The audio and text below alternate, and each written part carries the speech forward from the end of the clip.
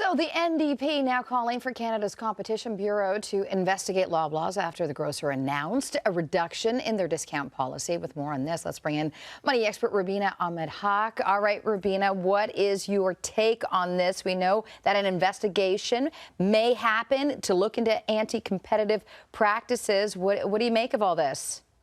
So they don't give details as to what exactly the investigation is going to be, but what they're saying is that they want to compete with other big grocers that don't offer 50% discounts. Although I would argue that I saw 50% discounts just this week at other grocery stores. It does feel a little bit unfair because it's food that will be thrown out if it's not sold by end of day. I didn't even think that this was part of their profits, their underlying profits. I thought this was a way for them to clear merchandise out that, or a product out that was not going to be sold. So that's why they deeply discounted it.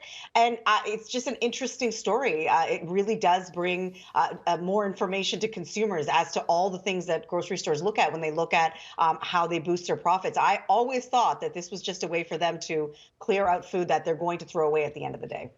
Yeah, I think a lot of people felt and thought similar, Rubina. And I guess the big question is increased competition, is it the answer? We keep hearing that, whether it be food prices or cell phone bills as well. We just need more competition in this country. Is that the answer when it comes to inflation overall? And what can we as consumers, because I think a lot of us are feeling pretty helpless right now, what can we do when it comes to fighting back against what seems to be continually rising prices? So in economics, competition does bring prices down, but the problem has always been that in Canada, we have such a small population and there's not as many stores that offer us things like groceries or cell phone plans that would then create that competition where we could go to 5 or 6 places before we figure out where we want to sign up for example, a cell phone plan. The best thing that you can do is to break your loyalty. So a lot of us become really loyal to certain grocery stores, certain brands. Start to look around, even at that grocery store, you just look around that same shelf. I've been doing a lot more of the per 100 gram, per 100 ml as to what I'm buying. So I know I'm getting best value. Now, I may bring it home and say, you know what, I prefer the brand that I'm always buying and I'm not going to go back to this one. But you can discover something new. And if that is a discovery you make, that's something that you can buy now for a less price. It's going to keep more money in your pocket. And I really encourage Canadians to go to low-cost grocery stores because the same products are often 40, 50, 60% cheaper than when you go to the posh grocery stores, as I often like to call them.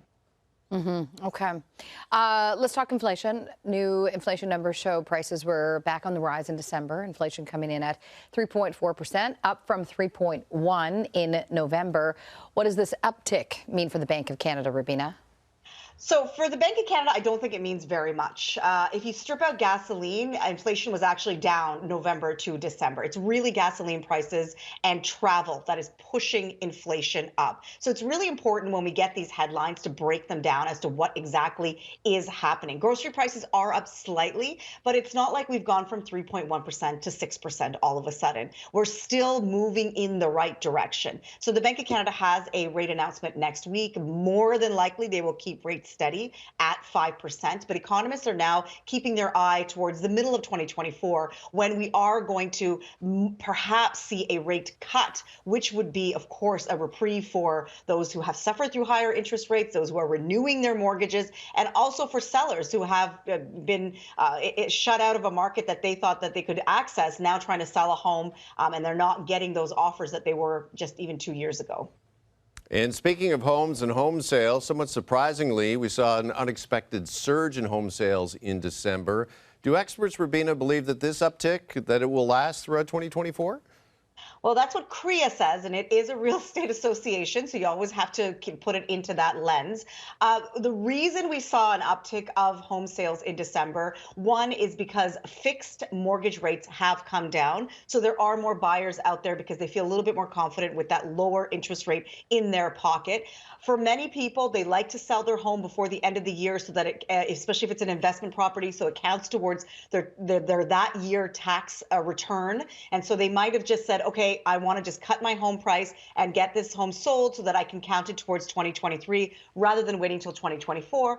And January, February is historically a very slow time for real estate. So they're could have been a little bit of that as well, where sellers might have thought, I need to move this home. I don't want to wait until the winter.